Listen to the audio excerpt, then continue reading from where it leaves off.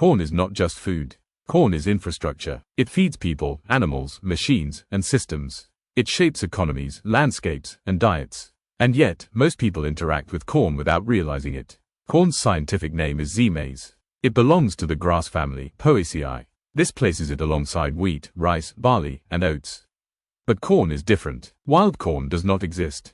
Corn cannot survive without humans. Its kernels are tightly bound to the cob. They do not form naturally. They do not disperse. They do not reproduce on their own. Corn is a human invention. Its ancestor, teosinte, was a wild grass with small, hard kernels.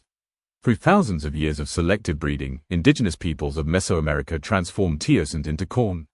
This transformation was radical. Kernels multiplied, cob size increased, nutritional density shifted. Corn became harvestable, predictable, and scalable, but it lost independence. This dependency created a relationship. Humans fed corn. Corn fed humans. Civilizations grew around this exchange. Corn became central to Mesoamerican societies. The Maya, Aztec, and other cultures built calendars, myths, and rituals around corn.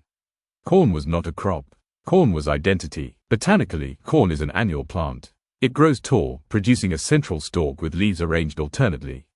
Male flowers form tassels at the top. Female flowers form ears along the stalk. Pollination is airborne. Each kernel on a cob is a fertilized ovule. If pollination fails, kernels do not develop.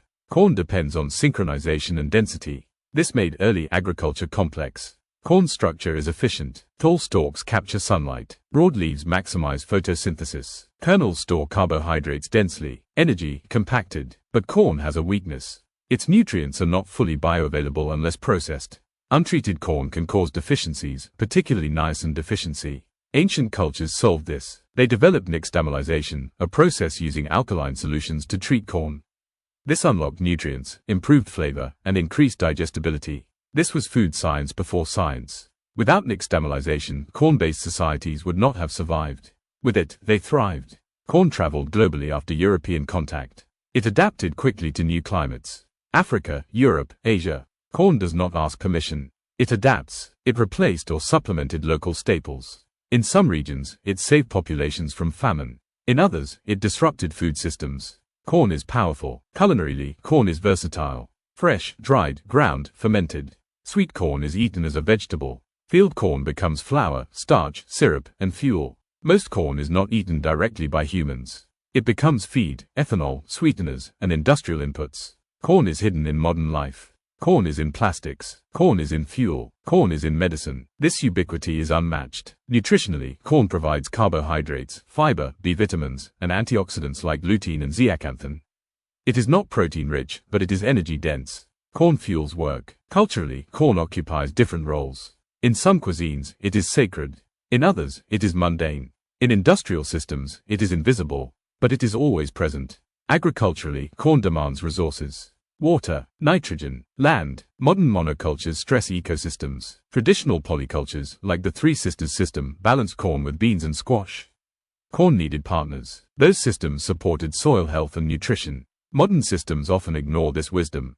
Corn yields increased. Diversity decreased. This created abundance and vulnerability at the same time. Corn also reshaped diets. High fructose corn syrup altered sugar consumption. Livestock fed on corn changed meat composition. Corn changed bodies. From a sustainability perspective, corn is both solution and problem. It feeds billions. It also concentrates power and risk. Corn cannot be removed easily. Systems depend on it. Corn is not neutral. It reflects human priorities, efficiency, scale, control. But corn also reflects cooperation. Thousands of years of shared knowledge built it. Corn did not evolve alone. In modern culture, corn is often reduced to popcorn or corn on the cob. This masks its real influence. Corn is a backbone crop. Remove it, and systems collapse. Corn teaches a lesson. Domestication is not just about plants. It is about relationships. Dependency flows both ways. Corn depends on humans to reproduce. Humans depend on corn to function. This mutual reliance shaped history. Corn is not glamorous. Corn is not trendy. Corn is foundational. It stands quietly behind civilization, holding weight most people never notice. And that is exactly why it matters.